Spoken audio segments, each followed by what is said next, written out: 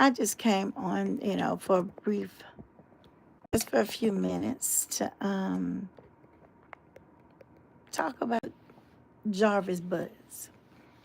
We've been talking about him. A lot of people have been talking about him, and I'm gonna talk about him, and then I'm gonna get off of it because I want to come back and upload a video that I'm gonna bring that breaking news that happened this morning. It actually happened in Tennessee.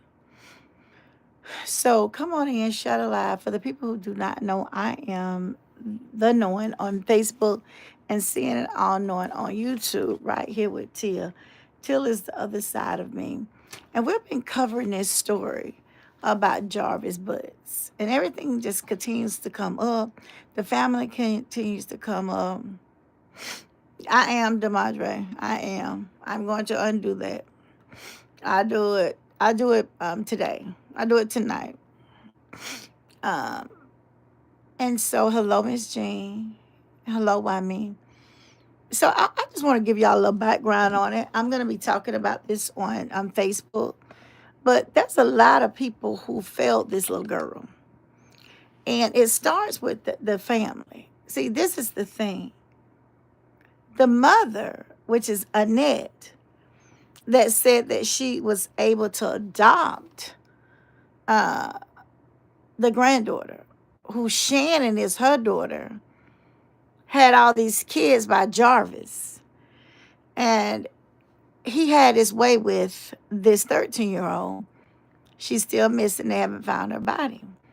But I just want to go back to about Annette. Annette actually got pregnant at 11. And some of the family members tried to get her and save her. But she was allegedly being molested as well. And see, she was pregnant at 11. You have to kind of look at it. If this little girl was pregnant at 13 and it happened to the grandmother, and allegedly they're saying that the grandmother and the daughter Shannon was both sleeping with this man. But you know how people like to point fingers and come up with all kind of ways of why. I'm gonna get out the comments because Till and them and they just distracted me. Maybe I can't swipe them like I can Facebook. I don't think I can. But anyway, we like to make up excuses for people all the time, but there are really no excuses. Um, but this is the thing. The Aunt Shannon knew that he had been to prison for 10 years because he had missed with a child. Well, according to her, in the reports I've read, she said he said the girl lied. Well, if you do a little research, the girl he went to prison one was 13, and he was 24. How much? Excuse me. How much lying did he really do, did she really do? 13 and 24. See, and then you can say, well, he has done his time. He did this, he did that. Okay, well, he may have done his time, but that doesn't mean, zebra usually don't change his stripes. They're still there. And so now he was allowed to be around this little girl, have his way with her, going up to the shop. This Shannon fathered 5 children by him. He wasn't good to her. He wasn't good to the children, according to the articles I was reading. And I hope people don't take this the wrong way, but I'm just gonna say it. I'm gonna stop skirting around. I'm gonna say it. Oftentimes, when women don't think they look the best, this little girl was beautiful. The aunt was overweight. Uh, at times, she looked. Some people use the term hideous. And he really didn't want her. A lot of times, men are not looking at these women. They're looking at these girls.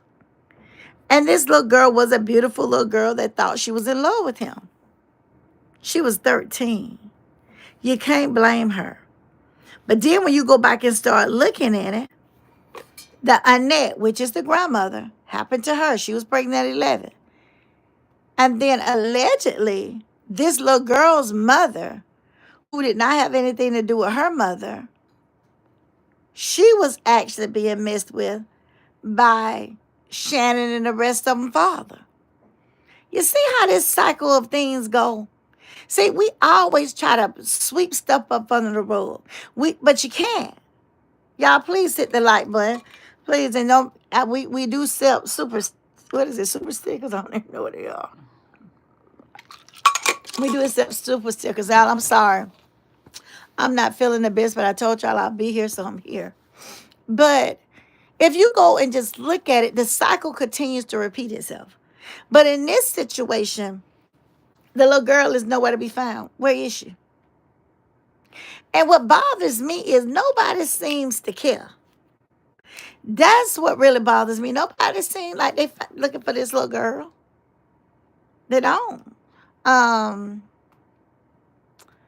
because I think they already know what has happened. Yes. Now, she was allegedly 5 months pregnant. You walking around the house, you're a young girl, your body's changing, and ain't nobody noticing. They sneaking up in the attic and stuff happening up in the attic. Y'all, the system can fail you. They can. I don't care what people say. I don't care how people try to put it. The system can fail you. And it seems that the system failed this little girl. It's so much information. Child, this man allegedly had 13 other children and he 5 here. He bragged about all these kids he had by these women. He was a bragger. And they say they only liked him because he was light-skinned. Now, ain't that some mess? Really, your self-esteem really on the floor. So it's just some things. I have so many pages of notes on this and everything. They said that, I know. I was watching a podcast and they were saying that there's no animals in Detroit. Honey, there's exotic animals almost everywhere. What do you mean by that, dog? A lot of people illegally raise exotic animals right in their house. And when the animals get too big or become a danger, they release them and they don't care where they release them. A lot of people want to say alligators this, alligators that. Well, there is no bodies or ponds of water where my aunt lives.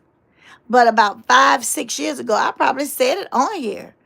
5 or 6 years ago, there was a 5-foot gator in a yard when the landscaping guy came to service her lawn.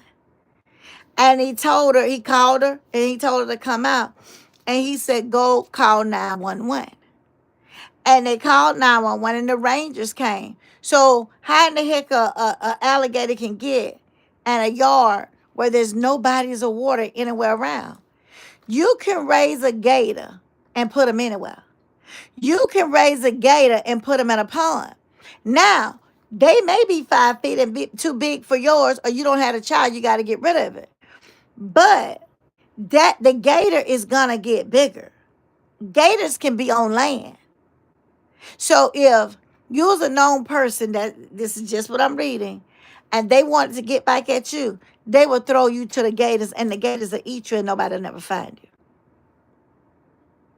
That's how it works. They say allegedly, when I heard the thing I was listening to and reading, that whatever happened at their shop. And they saw her go in the hotel across the street, but she never came out. She might have came out, but she might have didn't go in the way she came out. She could have came out chopped up in a suitcase. I'm just saying. But that is things to look at. And the thing that I want people to realize is that Jarvis didn't do this by himself. Those women in that house and that business partner, all them folks helped. I wouldn't want to run a child's life. I just wouldn't. I guess because I love children and I work with children.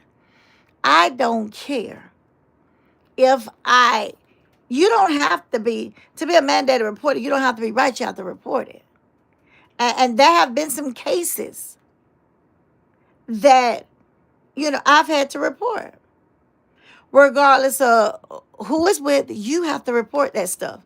And the thing about it is, I wouldn't want those things to happen to Lisa, and I don't want those things to happen to children. It's just that simple. It is. So there's just a lot of things going on. But you know what? There's a lot of 13-year-old girls that are being molested every day.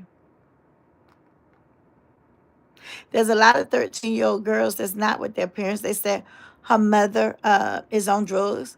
It was reported that her mother was living, but now it's reported that her mother's on drugs. Well, a girl who grew up with the mother, this is the little girl's mother, said that the stepfather, I don't think it was her father, I think it was her sibling's father, was touching her, doing, y'all know what he was doing to her. And she would run to these people's houses. Now, allegedly, she got pregnant very early. But this man was not the father. It was a man, I told you all, that was looking for a heart. And he died before he was given a heart transplant. He was allegedly sending money to Annette, which is the grandmother, which apparently stayed in the house with Shannon, who apparently they say was sleeping with Jarvis as well. I don't know those things, but we do know that someone was pregnant, and it was a 13-year-old, and now she's nowhere to be around. See, you can say a few things to a 13-year-old. You can even give a 13-year-old a few dollars, and they'll be with you. Before we came on, I was listening to something. Tia went out to get all the snow off the truck and the cars. She did. I didn't feel like I didn't go outside because ever since I've been out from out there yesterday, I've been feeling bad. So I said, I better stay in this house. Well, when she came in, we was talking. And I was talking to one of my supporters, one of my, dear supporters. She'll call me.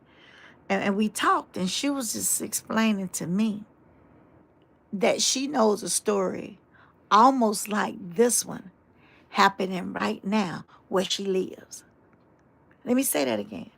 I have a supporter, been my supporter from day one. And we talk. She calls me. And she called me. When I saw her number, I got kind of afraid because I thought something was wrong. And so we talked. And somehow I was telling her I was doing notes on this case. And I was telling her about the case. And she said, well, Lisa, there's a case just like that in my town right now. And this is the thing, people know about it and they don't do anything. I mean, so we got to kind of keep it out there because hopefully somebody will see a video. And if it's happening to another child, they can help them. This CPS fella, everything that I'm looking at, it seems like CPS did fail her. I'm not afraid to say about any agency who ain't doing their job. I told you all, I pulled back from counseling in C19. Till said, why did you do that, Doc? You such a good counselor. Because we couldn't go into people's houses. Let me take that away. I'm not gonna say we couldn't. Dr. Lisa could. Not with my asthma and my immune system. And they didn't know what they were dealing with C19. I wasn't going anywhere. I worked from home for 18 months. I can do that as being a professor. Everything's online. It's not really affecting me right now because of the snow. Everything's online. I am monitoring my classes online.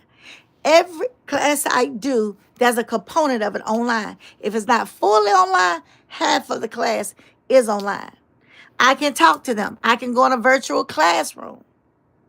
But I said, Tia, when I get on a webinar and look at a child or Zoom or whatever, I don't know what you saying to that child in the background. The child can appear to be okay to me, but the child ain't. So I don't ever want to take those type of risk.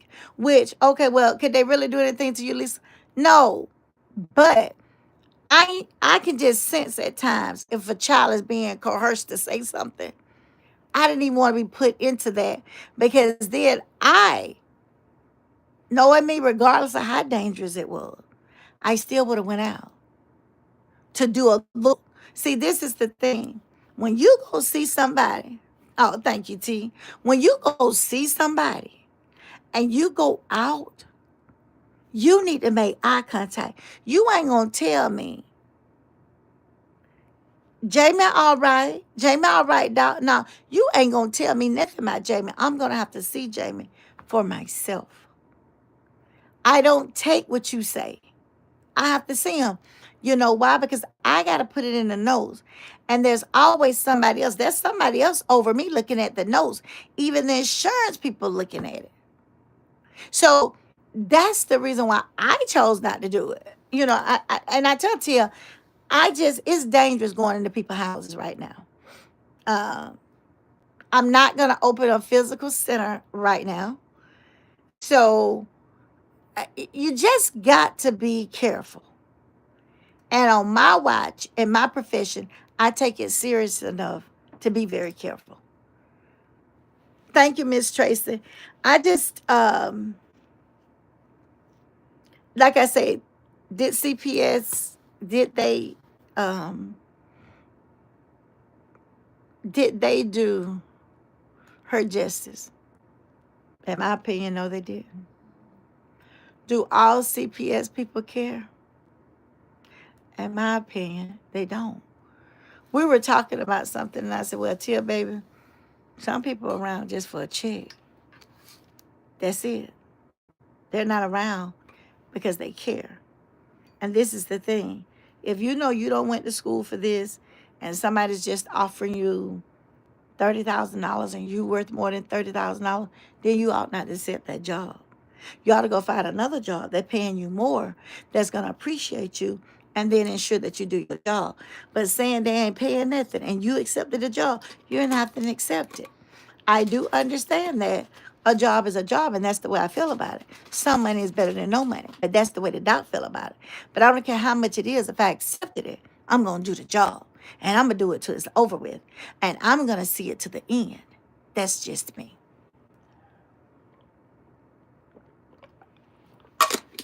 Have I got spooked going in some people's houses? Yes, I have. I have got spooked. I'm on ready at all the time. And I don't like to be like that. When I am going in to interview or talk or counsel a child, I don't want my guards to be up that I'm missing something else with the client. So you got to look at all of that. And if you're trying to watch your back at a man coming out this door and a man coming out that door, and you just basically pulling your shirt up just a little to unbutton that clip, it gets to the point where you're more focused on something else and not necessarily focused on what's at hand. And you have to be. If you don't care about children and you don't care about that, you should not go to anywhere where it has CPS services.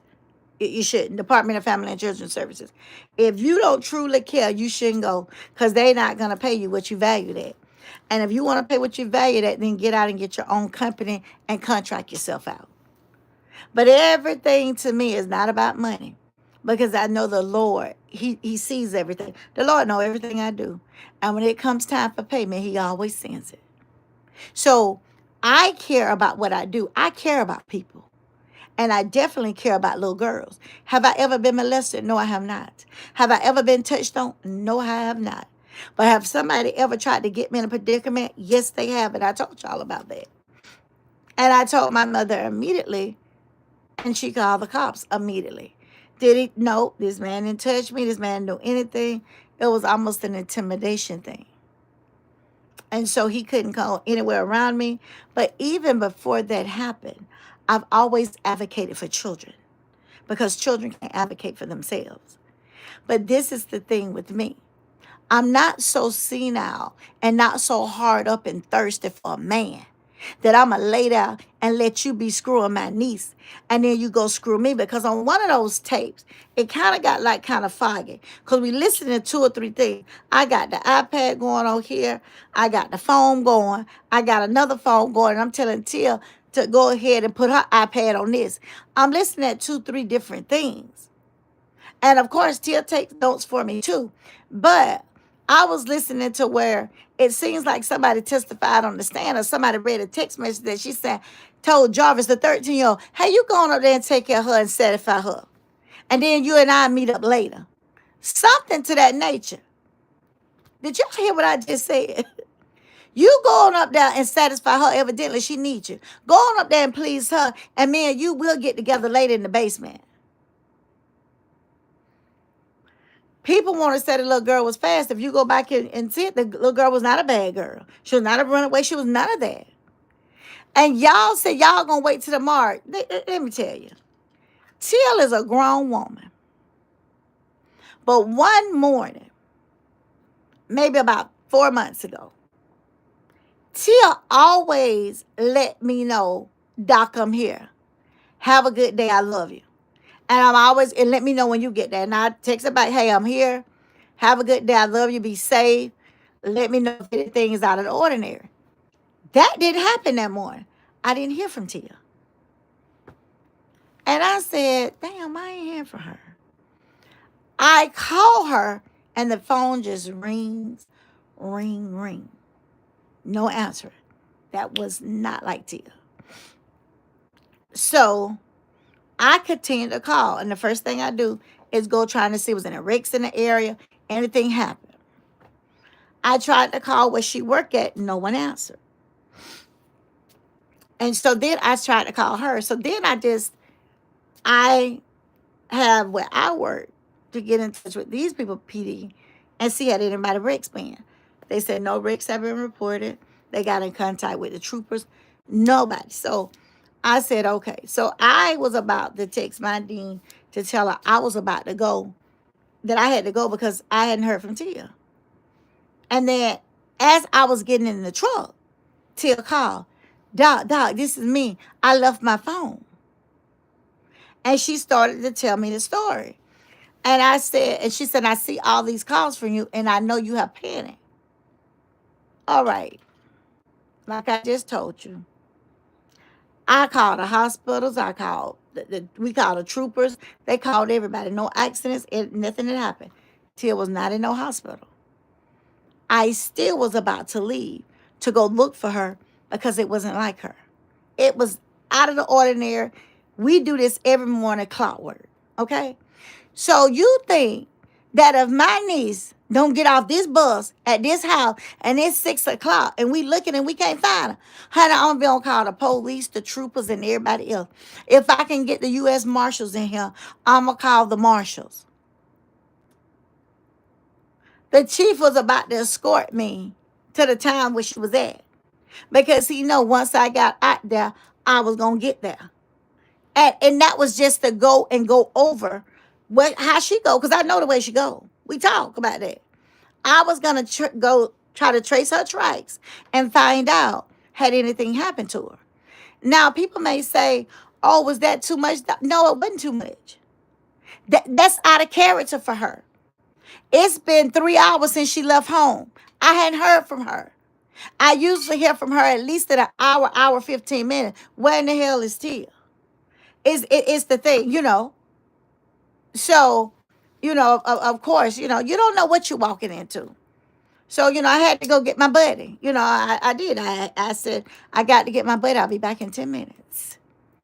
I went and got my buddy. And then I told him, I said, you can meet me because I'm not coming back. I'm headed straight out. And then that's when she called. And then he had somebody meeting us. And then that's when I called him back and say, hey, I just talked to her. I'm sorry. Let them know I'm sorry, but it's out of the ordinary. So if I had a niece and she didn't get off that bus, you think I'm going to wait till 6 o'clock? If that bus was supposed to get there at 3 o'clock and she didn't get off that bus at 3 o'clock, I'm calling everybody. I just am. I don't understand why people wait. I remember one day I didn't come home. I was going to do a study hall. I forgot to even call my mama and tell her about it. I am a creature by nature. So my mama knew what time I would walk in that house. I didn't come and I didn't think anything about it. I really did. So when I showed up an hour later, police was everywhere. And I told you in my era, we didn't have cell phones. I told y'all that we had them big bag phones from Cellular One. And so when I pulled up, I noticed that when I was on my way home, I thought I had passed my ex-husband. I told you he wasn't my husband then. Of course, I was in college. But I thought I passed him, but I wasn't for sure. But when I got there and I saw all those polices, of course it scared me. So I'm getting out the car, running to the door, trying to see is everything wrong with my mama. And she said, "Oh, my baby's here, thank God." And I said, "But I went never missing." That's when I learned that my mother kept track of when I came home and I was an hour late. And that's why all the police was there. And I think I told y'all about a story. Y'all know I told y'all I have different jobs. I told you I work as a professor, and I was 2 hours away at this particular time. And I told my mom, I said, "Hey, mom, I said, I'm getting off. I got to stop by the CVS. And when I get home, I'll call you." So she said, "Okay. Well, this is kind of a big town or whatever. And I only rented, like, I guess what you'll say, not really a beach house, but kind of like a beach house. And I stopped at the CVS and started talking. Left my phone in the truck. I just got my ID and my credit card and went in the store. Well, started talking and did not call my mother. Hmm. And when I did not call my mother, and I guess she started telling them or whatever. So a police came to CVS and he asked me, who was I, whatever. I saw him looking at my truck. Um, I got the dock on the back of my truck. And so he said, "Where's your cell phone?" And I said, "Have I did a crime?" And he said, "No." He said, "But where's your cell phone?" I said, "It's in the truck." I was planning to come here for a minute, started talking to a previous student, started playing with the baby, and time got by. I did not realize it was that late. He said, "Well, your mother has called everybody, and right now, the police is swarming your house." And I said, "Oh my God." And so, of course, I said, "I got to go." Ran out, saw all these missed calls from my mama, all of these missed calls. I told you, my first ex husband, I still, talk to him. My mama has a relationship with him. All these missed calls from him, my sisters, and everybody else. And then I realized I told her I would call her when I got home. Well, 2 hours later, I wasn't home. I'm saying all this to you all to say this is a 13-year-old little girl that didn't get off that school bus and ain't nobody calling the police till tomorrow. And you telling me you didn't know where she was at? It appears to me, and this is just my opinion, that maybe they knew what was going to happen. Maybe they knew they was going to try to do this A on this little girl. Things went left. He didn't call for her help. He went on to help her leave here and then got rid of the body. That's what I think. I don't know if this happened, but that's what I think. And all of them failed her. I don't think the grandmother really cared because she was 13. Because the grandmother could have looked at it like, hell, I was 11 when I had my first child. She's 13, at least she know a little bit more. You have to look up that. Yes, a cover up on everybody's part. I feel that way. There's another story out here that someone asked me to look into. And it's about a little girl out of Carolina. I can't remember, was it North Carolina or South Carolina? But the little girl went missing. Apparently, it appears that a 15-year-old and a 16-year-old did this to her. She was found in an abandoned house with the house burned. And they have charged them. They're in jail. I got to get up on that story, but I'm going to make sure I stay on this one. You don't have to have a body to have probable cause and charge someone with M. You don't. Circumstantial evidence can bring a grand jury in, and if a grand jury indicts you, then you're going to be charged with it. He has did it once, and he'll do it again. There's some men out here love the girls. They love them, but they're not supposed to touch them. According to one of the family members, this man never even registered as a sex offender until she got that county involved. And I don't think he's reported since 2021. He has a business partner. That little girl was up at that shop a lot. I would question that business partner some more. I would nudge him a little bit more. Because can't nobody tell me they didn't know that this was happening. And it's happening up in the basement. You know, I guess people do things differently. Maybe I grew up old fashioned. But you know, even when we had went to bed and we were asleep, I can always remember my mama coming to that door. And she said, I'm just checking on y'all again to make sure everything okay. My mother, we never could close the door in our house, but she would pull the door up, but never close the door. And we always had a plug-in nightlight in our rooms. And we would go to both. I told you it was four of us. And most of the time when my father was away, I slept with my mother. But then that means my oldest sister had a room by herself. And then it was the other ones. Well, they would go in and they would look. As my sister got older, and tell my mama I'll call her back. My live. I'm live. They probably can hear me, but I can't see them.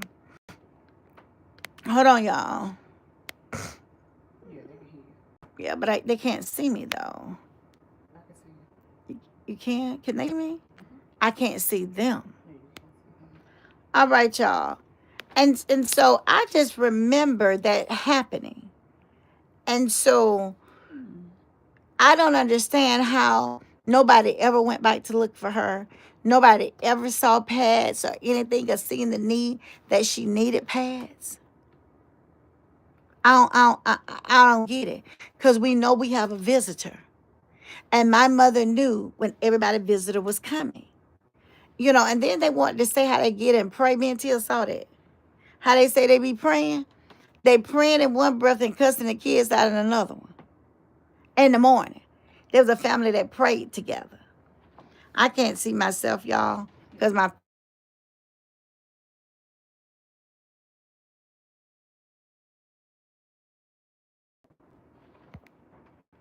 oh, there it is. Okay, y'all. So yeah, so I was just basically telling you all about, what my mother did, but then what they did and the stuff that happened within them. Huh? And then the things that happened with them, I just didn't understand that. Don't understand it, didn't understand it. Didn't understand the dynamics of this family. But when you go in and look and listen what the friends said, there was a lot of problems and a lot of incest. They actually used the word generational curses. A lot of people don't believe that there's generational curses, but it is. There are generational curses. There are. All right, y'all. Give me about a few minutes. Let me see what's going on with my mother. And then I will be on Facebook. Y'all, please come and join me. Please. If you like the live, consider subscribing to my channel and also becoming a member. I love you. God loves you more. Y'all, this is the Doc and Till, and we're out on this video.